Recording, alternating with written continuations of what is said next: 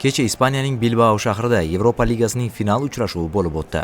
San Mamés stadionida o'tgan bahsda Angliyaning ikki jamoasi Tottenham va Manchester United klublari g'oliblik uchun kurash olib borishdi. O'yinning dastlabki daqiqalarida mezbonlar faolroq bo'lishdi va Andre Onana darvozasi tomon bir nechta xavfli hujumlar ham tashkil eta olishdi. Lekin umumiy olib qaraganda birinchi taym biroz ehtiyotkorroq tarzda o'tdi va uning oxirgi daqiqalarida Ruben Amorim shogirdlarining himoyadagi xatosi uchrashuvda hisob ochilishiga yordam berdi. 42-daqiqada Pap Sarning uzatmasidan so'ng Luke Shaw o'zi istamagan holda to'pni Tottenham hujumchisining oyoqlariga kelib tushishiga yordam berib yubordi va buning evaziga Brennan Johnson Manchester United darvozasini ishg'ol etib, taymni 1-0 hisobida yakunlanishini ham ta'minladi. Ikkinchi bo'lim esa to'lig'icha Ruben Amorim shogirdlarining ustunligida o'tdi. Mankuniyaliklar to'p nazoratida 4 karra ustunlik qilib, zarbalar bo'yicha 11-0 ko'rinishida oldinda borgan bo'lsa ham, amalda hisobni tenglashtirishni uddalay olishmadi. Ayrim vaziyatlarda Guglielmo Vicarioning seyvlari londonliklarni qutqargan bo'lsa, yana ayrim epizodlarda Amorim shogirdlariga omad yetishmadi. Hatto bir vaziyatda Rasmus Højlund bo'sh qolgan darvoza tomon yo'llagan zarbasini Mickey van de Ven akrobatik uslubdagi zarbasi bilan qaytarishga ham to'g'ri keldi. Shu tariqa Tottenham jamoasi 17 yillik tanaffusdan so'ng birinchi kubogini qo'lga kiritdi va bu orqali kelasi mavsum Yevropa Chempionlar Ligasida qatnashish huquqiga ham ega bo'ldi. Yevropa Ligasi finaldagi g'alabadan so'ng Tottenham bosh murabbiyi o'yin haqida o'z fikrlarini bildirib o'tdi. Yanvar oyidagi transferlar oynasi yopilganidan keyin Yevropa Ligasi kubogi ayni biz kurashishimiz kerak bo'lgan sovrin ekanini tushungan edim. Balki o'sha vaqtda ko'pchilik mening fikrimga qo'shilmagan bo'lishi mumkin va bu reaksiyani ham men to'g'ri tushunaman. Biroq biz bu kubokni yuta olishimiz mumkinligiga ishongan edim. O'sha vaqtdan buyon biz qilgan barcha ishlar, mashg'ulot, rotatsiya, tarkib tanlash, barchasi Yevropa Ligasi o'yinlariga yaxshi formada kelishimizga qaratilgan edi. Ha, bu biz uchun Premier Ligada qimmatga tushdi. Bu tomonlama barcha mas'uliyatni o'z zimmamga olaman. Biroq bu biz uchun yagona imkoniyat ekanini bilardim va shunday qaror qilganimdan afsuslanmayman. Siz bu g'alaba klub uchun burilish nuqtasi bo'lishi mumkinligini aytgandingiz. Oldinda endi jamoangizni Chempionlar Ligasi kutayotganidan kelib chiqsak, bu jamoani qurishga bo'lgan motivatsiyangiz qanchalik yuqori darajada bo'lib turibdi? Ishtiyoqim juda baland. Jamoamiz hali juda ham yosh. G'alaba haqida ko'p gapirish mumkin.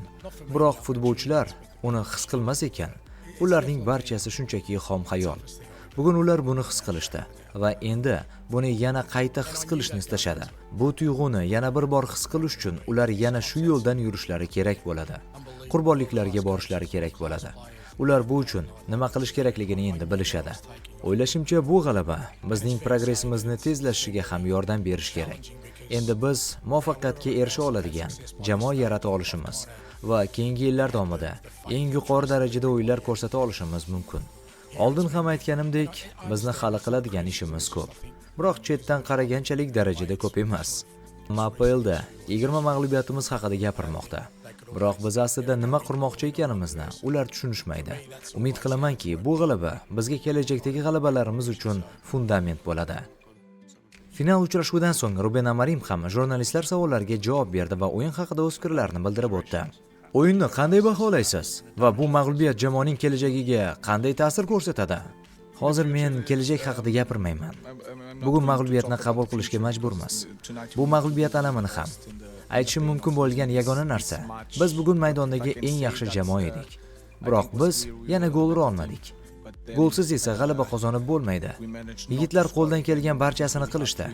Endi esa o'yinni tahlil qilib, kelajak haqida bosh qotirishimiz kerak.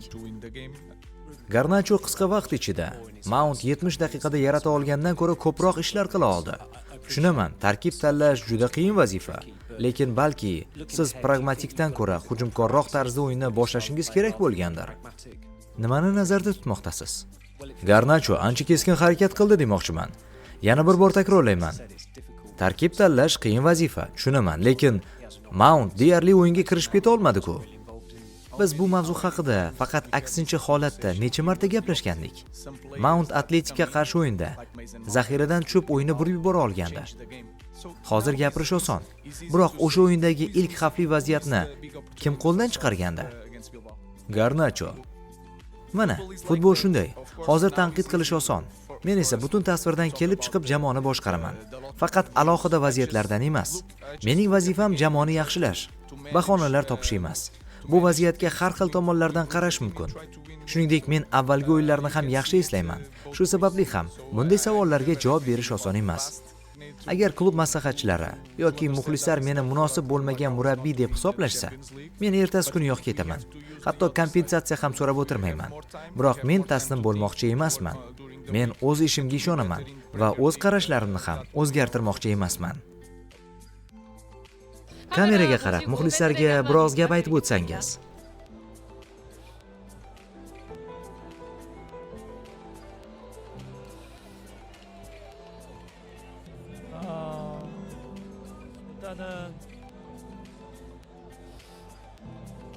Hozirgi holatimda gapirish juda og'ir.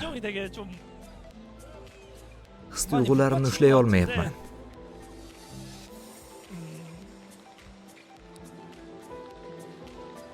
Meni yoqtiradiganlar ham, yoqtirmaydiganlar ham bor albatta. Meni yoqtiradiganlarga shuni aytmoqchimanki, bunga juda uzoq vaqt ketgani uchun chin dildan sizdan uzr so'rayman.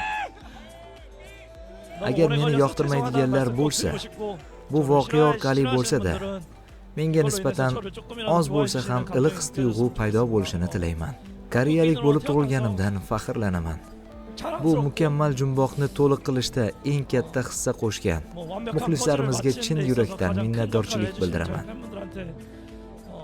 Kelajakda ham qo'limdan kelgancha harakat qilib, sizlarga quvonch ulashishda davom etaman. Yana bir bor chin yurakdan tashakkur.